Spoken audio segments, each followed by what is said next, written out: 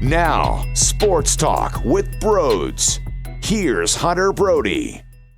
This is awful news. Awful news. Something I don't really think about because Ben Simmons is a legit warrior, and when he played his first full season, he rocked 81 games. When he played his second season, he rocked 79 games. Like, he's always available for this team. It's something that just never crosses your mind. I'll put it in comparison to the Philadelphia Eagles. When Carson Wentz stayed healthy throughout this past season, and they made it to the playoff game, and I was very excited to see him play, it never crossed my mind that it was possible for him to get injured. And he ended up, obviously, we all know, leaving the game after Clowney hit him as he was going towards the ground, and he wasn't able to play the game whatsoever. It's very similar to that situation. It's something that never crossed my mind. Ben Simmons not being available, it's not a thing. It's just flat out not a thing. I don't count the first season where the Sixers were still tanking, so he ended up getting that foot injury, and they milked it for the entire season on purpose so they can continue to lose and tank. That does not play into effect with how I see Ben Simmons. I'm talking more about once he legitimately played his first season, he has been on the court, logging in a ton of minutes for this team and giving it everything he has during that time. So it's just something that doesn't register to me. And here we go. We are going to have probably a significant amount of time without him. And I feel that way because he received an MRI on Sunday.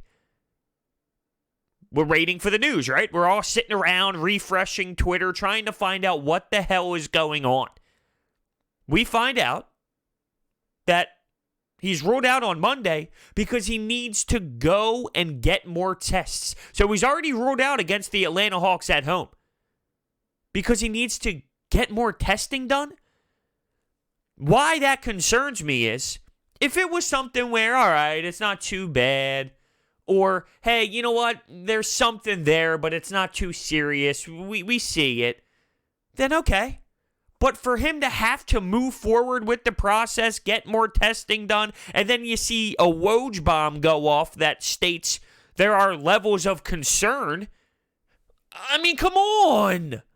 And if Ben Simmons is going to miss time, this team is screwed. There's no one on this roster that can perform at the level that Ben Simmons does. At his position, when it comes to running the point, when it comes to playing defense, he is the energizer of this entire team. You saw the way the team instantly fell defeated after he left that Milwaukee Bucks game 5 minutes into the tilt. He is the energizer. He is the type of player that plays so hard and is willing to work on both sides of the floor so intensely that it rises everybody else's game. Let's bring it back to another football comparison. How many times do we hear Carson Wentz needs to elevate his receivers? He needs to elevate everyone around him. When he's playing great, when he's delivering, when he's comfortable in the pocket making throws and looking elite, it seems like everybody else's game rises as well. Well, it's the same thing with Ben Simmons. When he is running downhill, when he is facilitating, when he's being aggressive, when he's locking down on the defensive side,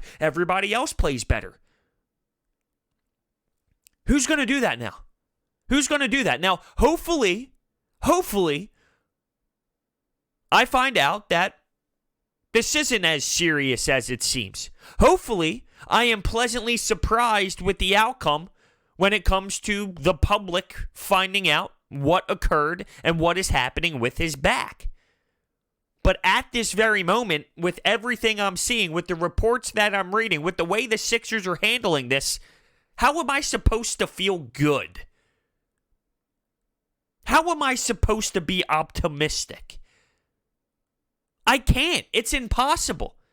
And with the way this team has been playing even with Ben Simmons, how am I supposed to expect this team to play solid basketball without him? We always talk about or ask this question. Who's the leader of this team? Is it Joel Embiid or is it Ben Simmons? The fact that nobody knows is problem number one. But here's the way to really, I guess, answer that question. To an extent. Because it's not always the best player being the leader. But I'll say this.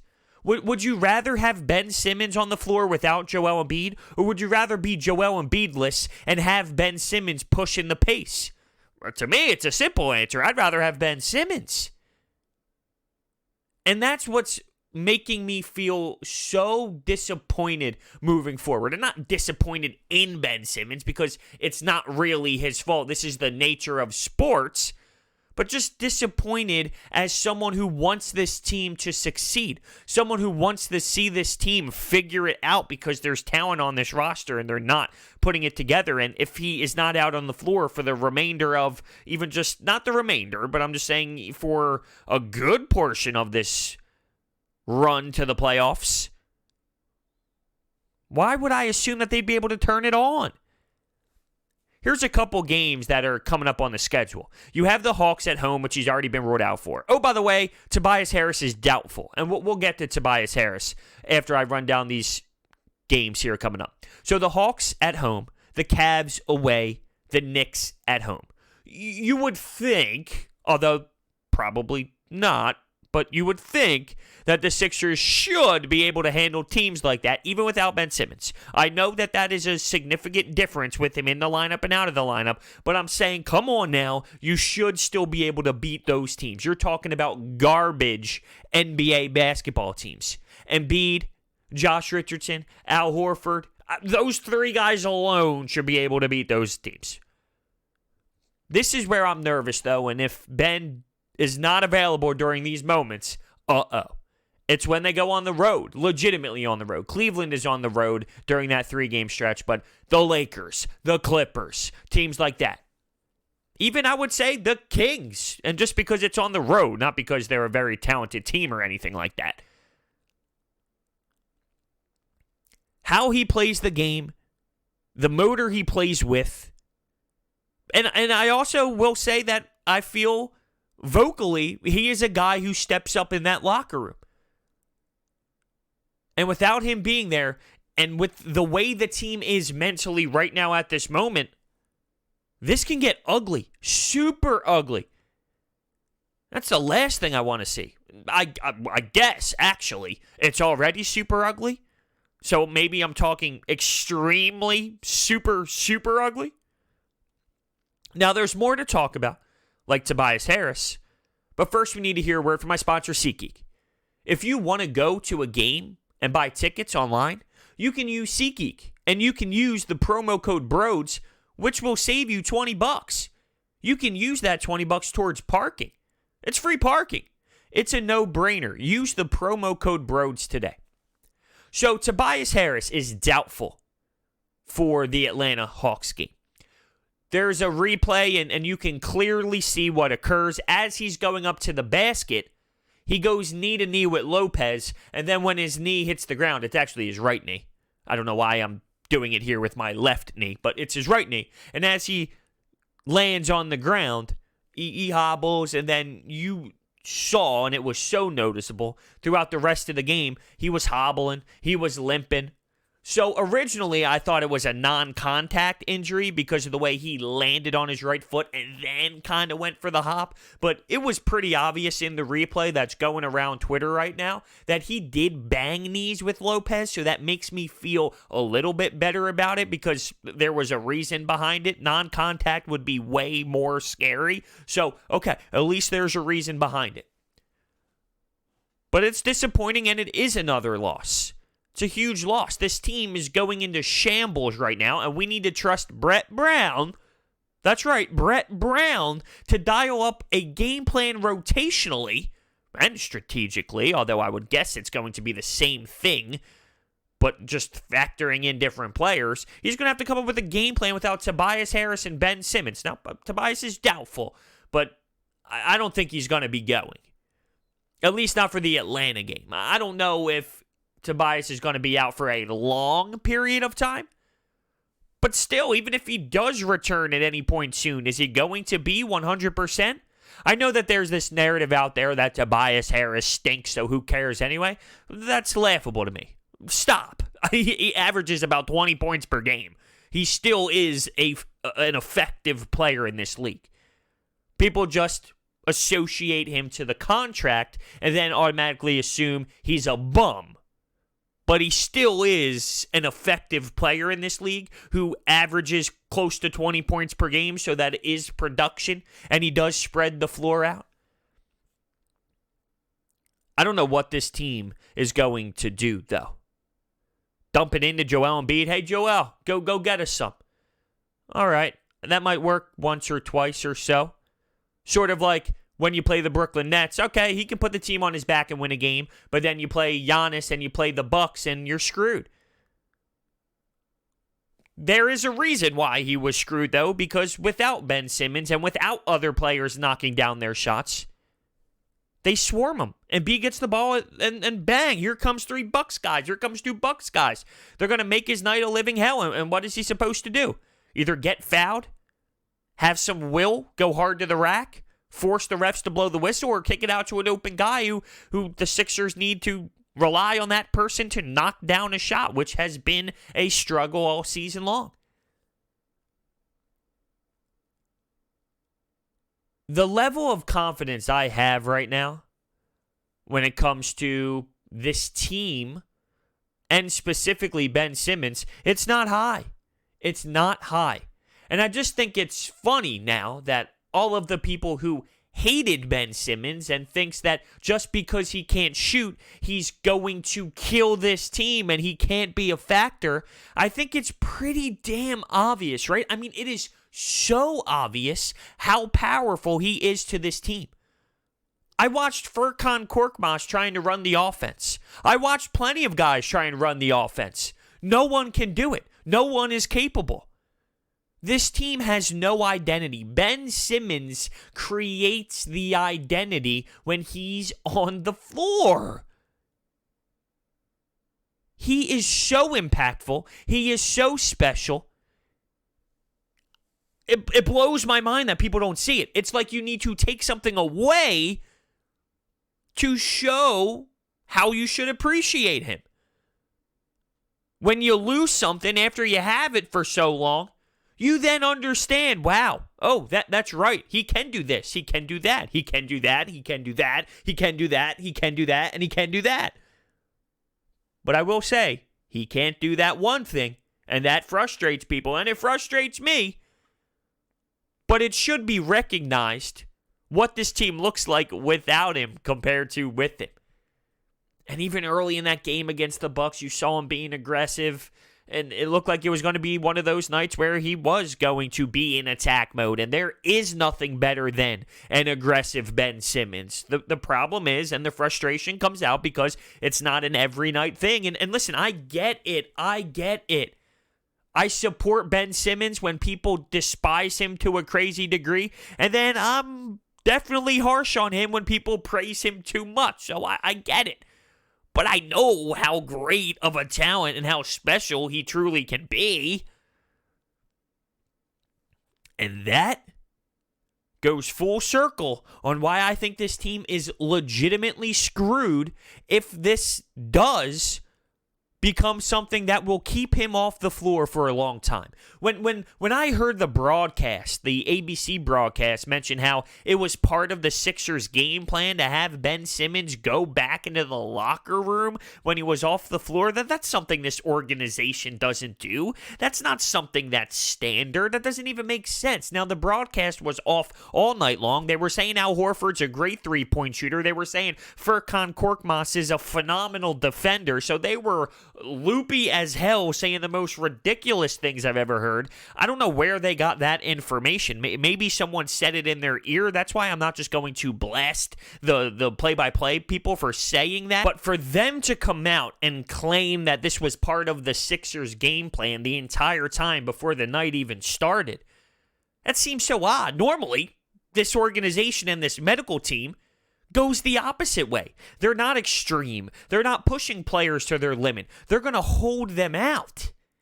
They're going to make sure they don't play until they are healthy because they look long-term. They normally don't look about the right now.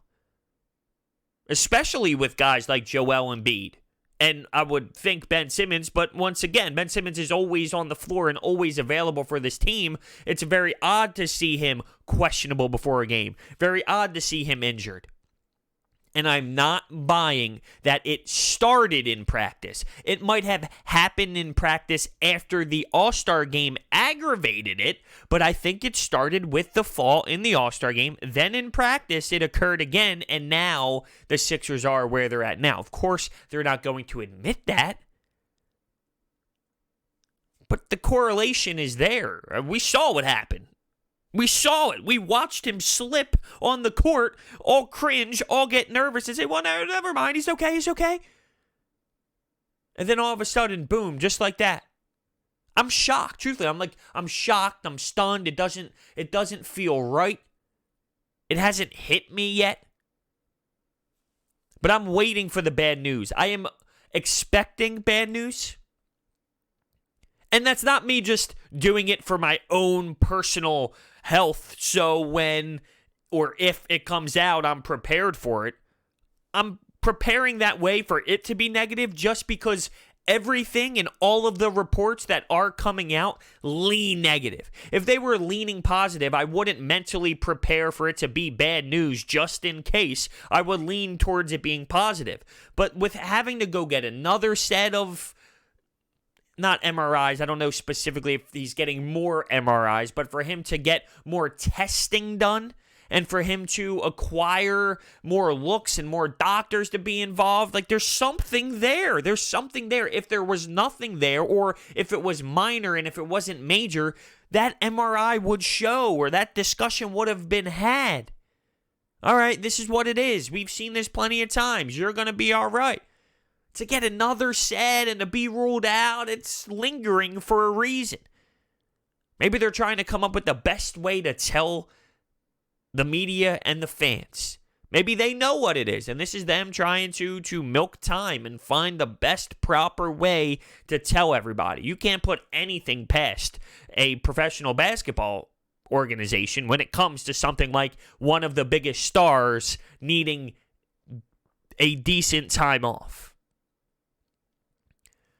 Let's segue to the 24/7 Anytime hotline because I had some good calls left about Ben Simmons being injured. Now, when people left the phone calls, Tobias Harris's news was not out yet. So this is majority just about Ben Simmons and his injury. The Tobias news broke a little bit afterwards, and I'm not going to say it's not as serious. I think there's something to Tobias Harris going knee-to-knee with Lopez, and he might miss some time, but when you're talking about Ben Simmons and his back problem, I think it's more of a serious injury compared to Tobias Harris, who might miss a little bit of time, but ultimately I think we can all agree that his knee should be, and I say should be because I relate this back to this being the 76ers and this being a medical problem with the 76ers, but it should be okay for the long run. We don't know what Ben Simmons is going to be like for the long run. So let's start us off.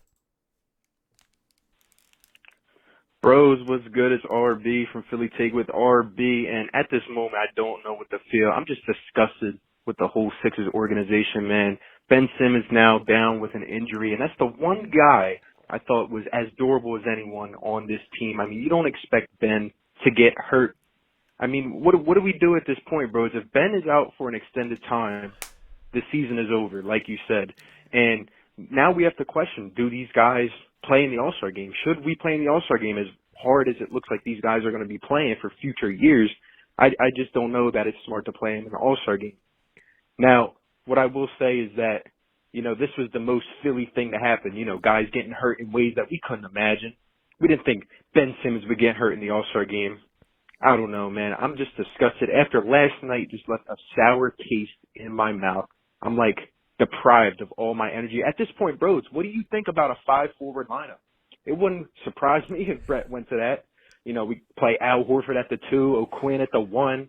Instead of manufacturing a backup point guard, let's just run 5 big men. Might as well, right, bros? Since we're supposed to be the best defensive team in the league. Maybe we should get a Zamboni driver to come be our point guard. Who knows, bros? Let me know your thoughts. Appreciate you.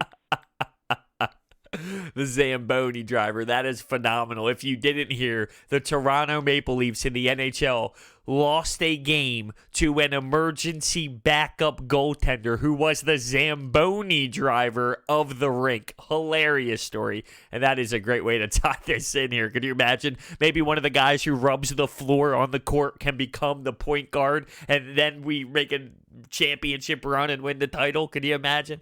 But no, the point about the All-Star game is, I agree. We all claim that we want to see good basketball, and then one of our own players gets hurt, and now we question if they should.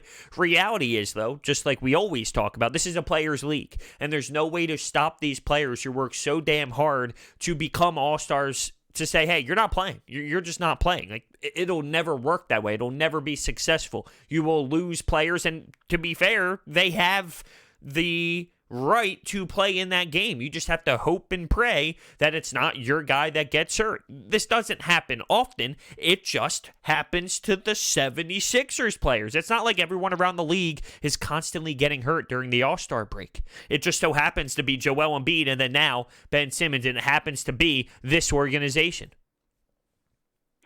Hey, bros, it's Omar, Digital Print House on YouTube. Yeah, man, without Ben, bro, I mean, it was clear as day yesterday how our offense runs without Ben. You know, Brett, I don't know what the hell's going on with this dude. You know, he continues to want to force feed the Embiid and Horford combo there, or whatever he's trying to do. And he's so lost, and he just talks too much. He tells the media too much, and it seems like, you know, he tries to, you know, how can I say, he tries to, like, tell us before, like, something bad's going to occur in regards to the team and stuff like that, how he had to manufacture a point guard, and how the Bucks are so tough. And he seems to always do that, like, if he's almost, like, scared of the fans and scared of the reaction. So he tries to throw that out there, you know, prior to the game, or prior to him seeing where there's going to be a problem, like if that's supposed to help him keep his job. Man, Brett, I mean, times like this when your guy's there, the guy's not there, like Ben was yesterday, it clearly shows your deficiencies as a coach. Well, I think that's just pure Brett hatred. You lose Ben Simmons, you don't really have anyone who can do what Ben Simmons does on the floor, like Shake Milton, Raul Neto. Like, these are your options. Josh Richardson, you can try him at point guard, but he wasn't playing well at all. At some point, these players have to play. You don't have the player that is even close to Ben Simmons on your bench. And I just think you have a Ben Simmons, a hater mindset to begin with. I can just tell right off the bat. He's not making excuses. Ben Simmons gets hurt. He was asked about it. He said, I got to manufacture this thing. Well, that is what he has to do. He's telling you what he has to do. He's got to manufacture this thing. He's got to find a way to get someone to play point guard, because it's not like he has a ton of options. And then when you mentioned the Bucks being good, I don't know. I don't see a problem with that. Is he wrong? Is he supposed to say they're not good? I mean, if he's asked about the Bucks and he's saying the Bucks are good, I don't know. I guess I just don't see it that way. I see it completely different. He was answering the questions. He gets asked a lot of questions. He answers the questions. And now that I'm starting to actually gain some experience at the games, in the press conference before and afterwards, I see the atmosphere. I'm witnessing it, and he's just responding to what the people ask him. I don't think he's making excuses. He's giving you what his response is to what he's being asked. Yo, bro, man, sad to hear about Ben Simmons. It's quite the bummer. He's definitely one of my favorite players to watch, just based off of his energy and you know, his defensive skills and all that. So yeah, that's really gonna be a bummer for the Sixers. But my question for you actually is, who would you replace him in the lineup with? I mean, do you use Shake Milton, because, you know, he was point guard temporarily when he was in college. You know, he does have that energy. Obviously not the skill set that Ben Simmons has, but, you know, he still can be fun to watch. Or, I mean, do you just trust Neto to be that guy? Or do you bring Josh Richardson into that role, and does that change Al Horford's position at that point?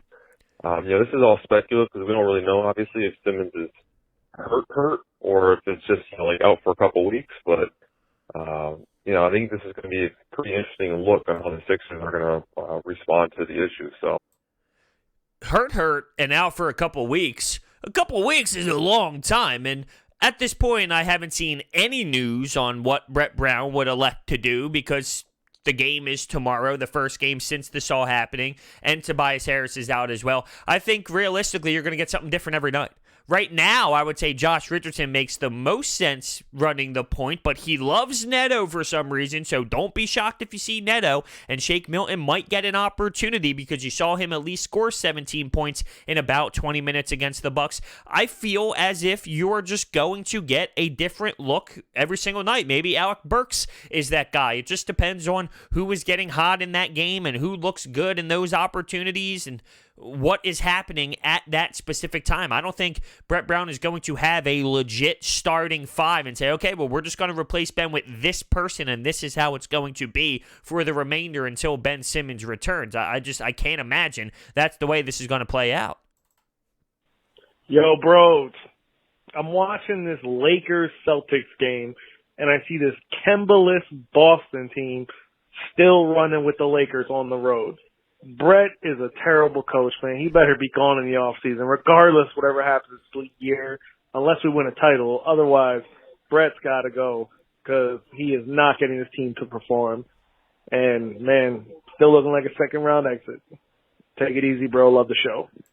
Thank you. Thank you very much. I agree. I think, that conversation is something that will be had in the offseason as this season comes to an end, and wherever they fall, the Brett Brown conversation will absolutely happen. And to me, the message has run dry. I'm not saying that Brett Brown is a horrendous coach. I will never say that he is a horrendous coach. And for the most part, I stand true on this, or I believe this, that the players have way more of an impact in the NBA than coaches do. So people use that against me and say, well, then why do you support Brett Brown so much? And that is a very fair answer to that. If you are anti-Brett and you hear me say it's a players' league, they make the most of the head coach anyway, why not move on from him and get somebody else? I understand that. You're too deep in right now. So if you get a first-round exit, of course he's fired. A second-round exit, of course he's fired. If you get into that third-round Eastern Conference, losing 6, losing 7, losing 5, now it gets a little iffy, and who the hell knows, because it's a bigger jump.